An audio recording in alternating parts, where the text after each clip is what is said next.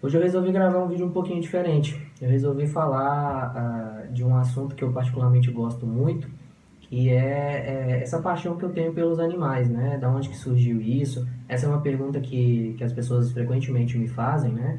Por que que eu gosto tanto de animais? Por que que eu me identifico tanto com essa causa? E eu pensei numa forma de responder isso, né? E também trazer uma reflexão importante.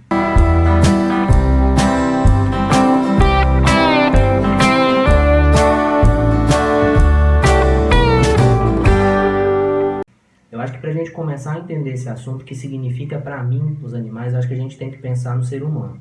O ser humano, de uma maneira geral, ele é um ser em falta. Independente do que você acredita em relação à religião ou não, fato é que o ser humano é um ser essencialmente imperfeito. Né? Ele tem falhas, ele tem faltas, e isso faz parte da nossa vida. E não importa o quão bem sucedido você é, né? Você sempre vai ter falta, você sempre vai estar em busca de alguma coisa. Até porque se a gente não tem essa busca, a gente perde um pouco da motivação de viver. Porém, uma coisa que eu percebo é que é muito difícil para todas as pessoas, de uma maneira geral, identificar e reconhecer essas faltas. Quais são as nossas mazelas, quais são as nossas dificuldades. As pessoas, de uma maneira geral, têm muita dificuldade mesmo em conseguir identificar isso. E entrar em contato com essas faltas, muitas vezes é insuportável para a maioria das pessoas. Dito isso, eu acho que é importante eu contar um pouquinho da minha história, até para vocês conseguirem entender onde que eu quero chegar com essa conversa. Né? A maioria que me conhece, né, sabe que eu sou de Minas, que eu vim de Minas há cerca de 11 anos, e eu moro fora da casa dos meus pais desde que eu tinha 17 anos. Então, assim, isso é inclusive anterior à minha chegada aqui no estado do Espírito Santo. Eu sempre fui uma pessoa mais introvertida, né? Minha personalidade sempre foi mais introvertida, eu sempre tive comportamentos mais introspectivos, né? Enquanto a maioria dos meus amigos estavam na rua, estavam na balada, eu estava em casa. Eu sempre gostei de ser assim, o que não me impediu de me socializar, nem nada disso. Mas sempre foi uma questão de gosto, de essência minha. Durante a minha caminhada, faculdade, trabalho, né, estudos, enfim, conhecendo pessoas, eu desenvolvi habilidades sociáveis, né? Então eu consegui aprender, né? Eu consegui ter comportamentos de socialização, né? Então isso já fica até uma lição, né? Para quem às vezes acha que é muito introvertido e tudo e não consegue se socializar. Não, uma coisa não tem nada a ver com a outra. Você consegue aprender comportamento sem mudar a sua personalidade. Então, assim, eu aprendi, né, como me comportar frente ao mundo externo, né? Querendo ou não, essa distância, né, distância da família, muitas vezes dos amigos, né?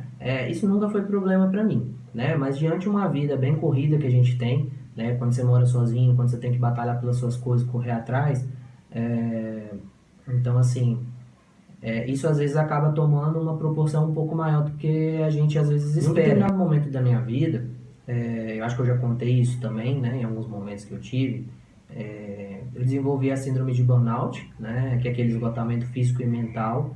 E isso vai tornando a gente cada vez, a gente vai se tornando cada vez mais isolado, a gente vai ficando sem motivação, sem energia para fazer atividades que normalmente a gente faz, né? A gente sente uma ansiedade muito grande, né, referente a algumas questões, uma preocupação muito grande, e isso meio que vai paralisando a gente, né? A gente acaba se isolando, a gente acaba aumentando alguns comportamentos, né, como por exemplo comer, né? Não é o meu caso, mas tem muita gente que às vezes aumenta o comportamento, por exemplo, de beber, né? E isso foi se tornando um problema. E aí foi nesse momento que o Thor apareceu. O Thor é o meu primeiro gato, né? Ele apareceu num momento bem complicado para mim, que eu estava no ápice aí dessa síndrome de burnout, eu estava me sentindo muito mal, né?